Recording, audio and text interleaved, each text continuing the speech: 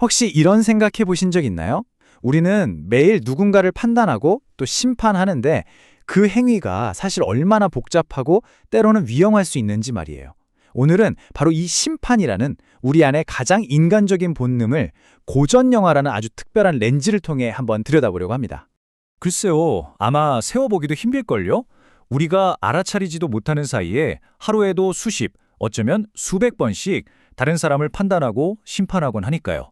바로 이 지점이 우리가 오늘 이 얘기를 시작할 출발점입니다.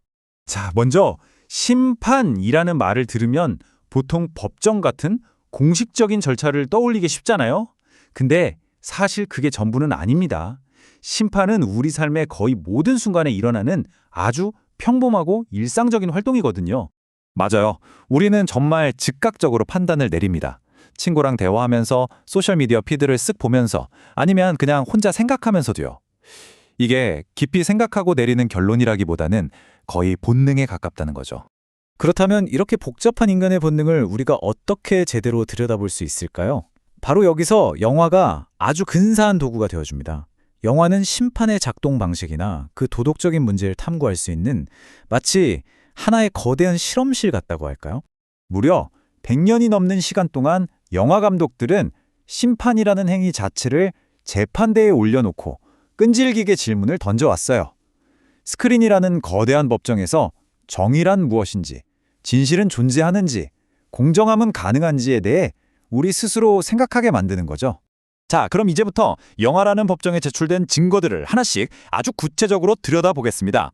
과연 이 증거들은 심판의 어떤 얼굴들을 우리에게 보여줄까요? 우리가 살펴볼 핵심적인 쟁점은 크게 세 가지입니다. 첫째는 진실을 찾기 위해 만들어진 절차가 오히려 진실을 가리는 도구로 쓰이는 경우.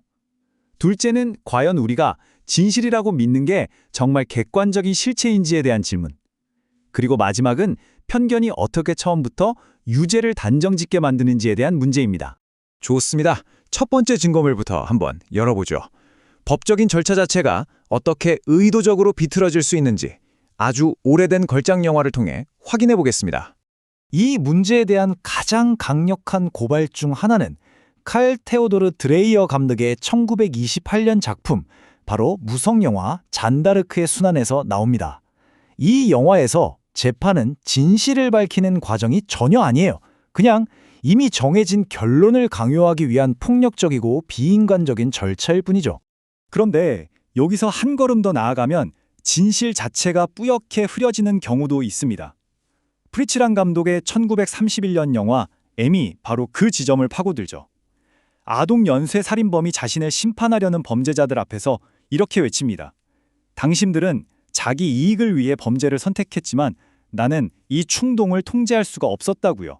과연 누가 누구를 심판할 자격이 있냐는 아주 섬뜩한 질문을 던지는 겁니다.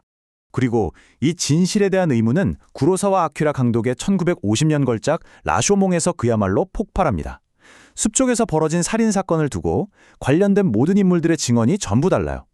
영화는 우리에게 묻습니다.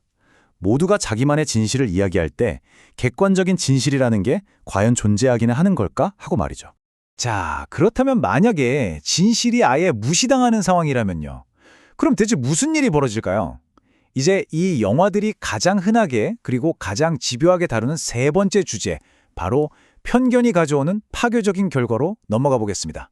수십 년 동안 정말 많은 영화 감독들이 편견이 어떻게 무고한 사람을 죄인으로 만드는지 보여줘 왔습니다. 1957년작 12인의 성난 사람들에서는 한 사람의 합리적인 의심이 어떻게 배심원단의 편견을 깨는지를 보여줬고 1962년작 앵무새 죽이기에서는 사회 전체에 퍼져 있는 인종차별이라는 거대한 편견을 정면으로 다뤘죠. 이 주제는 시대를 넘어서 계속해서 우리에게 경고를 보내고 있는 셈입니다. 그러니까 핵심은 바로 이겁니다. 이 영화들은 범죄 그 자체에 집중하기보다 잘못된 심판이 한 개인의 삶을 또 그 가족의 삶을 어떻게 송두리째 무너뜨리는지 바로 그 잘못된 판단이 불러오는 처절한 대가를 보여주는 데 더 집중한다는 거죠. 자, 그런데 수십 년 전 영화들이 던졌던 이 경고, 과연 오늘날 우리에겐 어떤 의미가 있을까요? 이제 렌즈를 현재로 돌려서 우리가 살고 있는 이 디지털 시대의 심판을 한번 들여다볼 시간입니다. 바로 이 지점에서 우리는 좀 섬뜩한 현실을 마주하게 됩니다. 과거 영화들이 스크린을 통해 경고했던 그 끔찍하고 두려운 일들이 이제는 인터넷이라는 새로운 형태의 법정에서 우리의 매일매일의 현실이 되어버렸다는 거죠. 공식적인 재판은요, 증거가 필요하고 신중한 토론, 즉 심의 과정이 필수적입니다. 근데 온라인에서 벌어지는 현대의 심판은 어떤가요? 증거보다는 감정에 앞서고 차분한 토론보다는 속도가 중요하죠. 말 그대로 우리는 정식 재판이 열리기도 전에 누군가를 실시간으로 단죄하고 심판하는 시대에 살고 있는 겁니다. 이 모든 영화와 사례들이 우리에게 주는 단 하나의 아주 중요한 교훈이 있다면 바로 이것일 겁니다. 심판은 그냥 우리가 마음대로 휘두를 수 있는 특권이 아니라 엄청난 책임감이 따르는 의무, 즉 책무라는 사실입니다. 그리고 그 책무는 반드시 공정하고 성실하게 수행되어야만 한다는 것. 좋아요 하나, 공유 버튼 한 번이 판결봉이 되어버린 세상에서 우리는 과연 어떤 배심원이 되어야 할까요?